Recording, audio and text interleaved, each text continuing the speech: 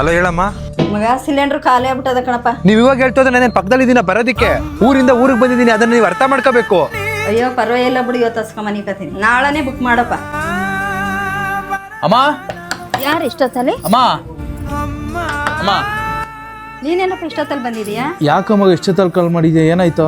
ಅಯ್ಯೋ ಮಗ, ಮನೇಲಿ ಸಿಲಿಂಡರ್ ಖಾಲಿ ಆಗ್ಬಿಟ್ಟೈತೆ, ಅಮ್ಮ ಹಸ್ಕೊಂಬಲ್ಕೋತೀನಿ ಅಂದ್ರು. ಪ್ಲೀಸ್ ಅಮ್ಮಗೆ ಎತ್ಕೊಂಡೋಗಿ ಊಟ ಕೊಡ್ತೀಯನೋ? ಲವ್, ನಿಮ್ಮಮ್ಮ ಬೇರೆನೋ ನಮ್ಮಮ್ಮ ಬೇರೆನೇನೋ, ಅದ್ ರಿಕ್ವೆಸ್ಟ್ ಮಾಡ್ಕೊಬೇಕಾ? ಇರು ಹೋಗಿ ಕೊಡ್ತೀನಿ. ಅಮ್ಮ ಡಚ್ಚು ಊಟ ಕೊಡೋಕೆ ಕೇಳಿದ, ಅದಕ್ಕೆ ಬಂದೆ. ತಗೊಳ್ಳಿ ಅಮ್ಮ ಊಟ. ಇಷ್ಟೊತ್ತಲ್ಲಿ ಯಾಕಪ್ಪ ಬಂದ? ಅವ್ನಿಗೂ ಬುದ್ಧಿ ಇಲ್ಲ, ನಿನ್ಗೂ ಬುದ್ಧಿ ಇಲ್ಲ, ಇಷ್ಟೊತ್ತು ಬಂದೆಪ್ಪ. ಪರವಾಗಿಲ್ಲ ಬಿಡಿ ಅಮ್ಮ.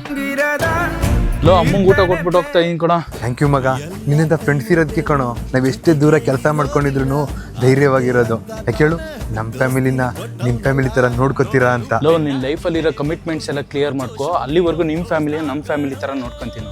ಲವ್ ಯು ಮಚಾಲೆ. A brother from another mother.